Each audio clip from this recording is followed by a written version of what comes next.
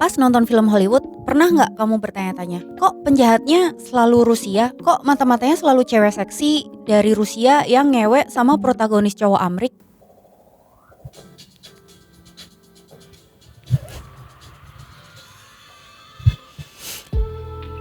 Apakah kamu pernah melihat foto Presiden Rusia Vladimir Putin seperti ini? Atau seperti ini? Atau yang ini? Rusia sedang jadi sorotan setelah invasinya ke Ukraina di awal tahun ini. Akibatnya, Rusia jadi negara yang paling banyak kena sanksi di dunia sekarang.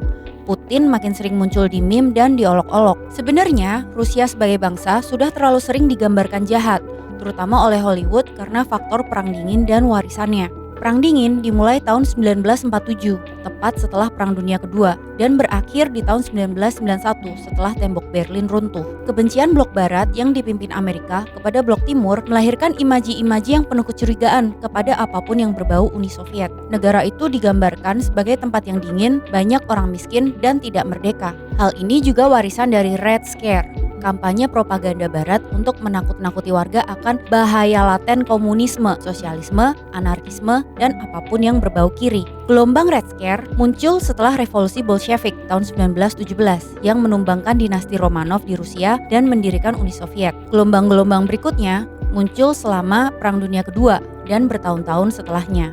Selama Perang Dingin, militer AS punya departemen sendiri untuk mereview naskah film di periode 1942 dan 1945. Namanya The Bureau of Motion Pictures. Sebanyak 1.652 naskah diteliti dan apapun yang berbau anti perang dan anti heroisme disensor. Di tahun 1940-an, ada 90 juta orang yang pergi nonton film di Amerika setiap minggunya. Propaganda pro perang, anti kiri, dan heroisme jadi efektif karena pengalaman menonton film adalah pengalaman hiburan yang menyenangkan. Orang jadi tidak menyadari bahwa opininya sedang disetir atau disusupi idealisme ketika sedang menonton film. Di tahun 1960-an, di puncak Perang Dingin, ketika AS sedang berperang di Vietnam, militer AS mendanai dan menyediakan prop untuk memproduksi The Green Berets, film anti-komunis garapan John Wayne. Di film ini, militer AS digambarkan gagah berani dengan misi mulia, sementara pasukan Vietnam digambarkan sebagai orang-orang liar jahat yang patut kalah. Perang Vietnam memang berangsur menjadi tidak populer, seiring terbuktinya berbagai praktek kejahatan perang AS di sana. Namun,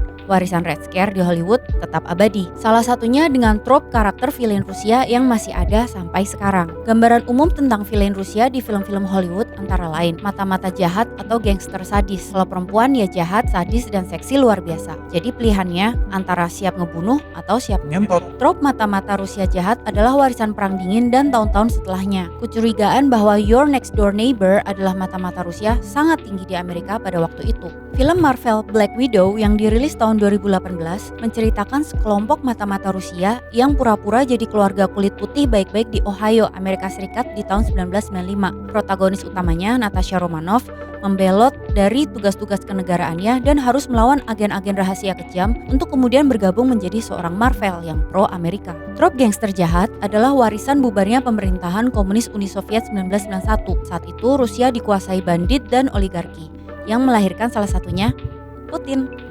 Film neo-noir John Wick yang dibintangi Keanu Reeves dan dirilis tahun 2014 menampakkan trio gangster Rusia yang tega merangsek masuk ke rumah seorang duda sedih, membunuh anjingnya dan mencuri mobilnya.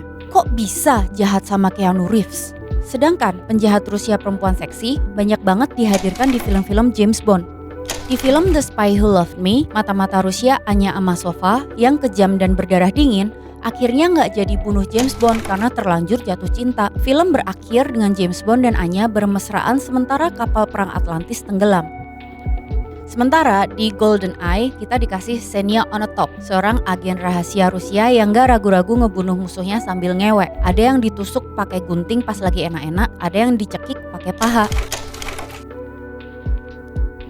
Sexualizing female Russian villains juga dilakukan sama series Inggris kesukaan para sinebro, Peaky Blinders. Di season 3 Peaky Blinders ada tokoh Grand Duchess Tatiana Petrovna. Dia digambarkan super cantik, super seksi, sangat sarap, dan sangat flirty ke protagonis Thomas Shelby. Tatiana diceritakan kabur dari Uni Soviet sambil menyelundupkan sebongkah besar batu safir di dalam vaginanya. Tentu saja Tatiana dan Thomas akhirnya ngewe juga dan dibumbui adegan-adegan dramatis yang menunjukkan kalau si putri ini sosiopat, gak takut mati dan gak perlu mikir panjang untuk ngebunuh orang. Kenapa ya filmmakers barat ini suka banget menulis protagonis laki-laki kulit putihnya ngewe sama penjahat perempuan Rusia seksi? Apakah jauh di alam bawah sadarnya mereka ingin sekali sleeping with the enemy? Red Scare juga menyusup ke film animasi untuk anak-anak. Di tahun 1997, Fox Animation Studios merilis Anastasia, sebuah film animasi musikal yang menceritakan tentang Grand Duchess Anastasia Romanov yang ceritanya berhasil kabur dari revolusi Rusia. Yang jahat tentu saja komunis. Yang baik adalah dinasti Romanov. Karena digambarkan baik, maka kekuasaan Tsar dianggap baik, seolah-olah di bawah Tsar nggak ada penjajahan di Asia Tengah, pembantaian orang Yahudi dan etnis minoritas, dan persekusi rakyat. Selain itu, di film ini, dukun keluarga Romanov, Grigori Rasputin, digambarkan sebagai raja terakhir penjahat. Aslinya Romanov sangat tunduk pada bayang-bayang Rasputin. Sementara itu, di luar Hollywood, film-film yang menampilkan Rusia menggunakan imaji yang lebih nuans dan tidak terpengaruh propaganda Amrik. Misalnya Finlandia, yang sebagian warganya minoritas Rusia dan hati-hati dalam politik luar negerinya. Atau Jepang, yang punya sejarah kerjasama bikin film dengan Soviet dan politik luar negerinya nggak rese. Secara kultural, film dan anime Jepang bahkan lebih apresiatif ke kultur Rusia. Trop penjahat Rusia yang kejam dan seksual mungkin akan terus berlangsung, terutama setelah invasi Rusia ke Ukraina. Namun kita nggak boleh lupa bahwa negara-negara barat penghasil film mainstream juga punya banyak kekejaman perang yang mengobrak-abrik tatanan negara-negara dunia ketiga, terutama di Asia Tenggara, Timur Tengah, Afrika, dan Amerika Selatan. Jadi, next time kalau nonton film barat yang villainnya orang Rusia atau orang bangsa lain, mungkin kita harus curiga, apakah karakter ini dirancang dengan perspektif imperialisme ala Amrik?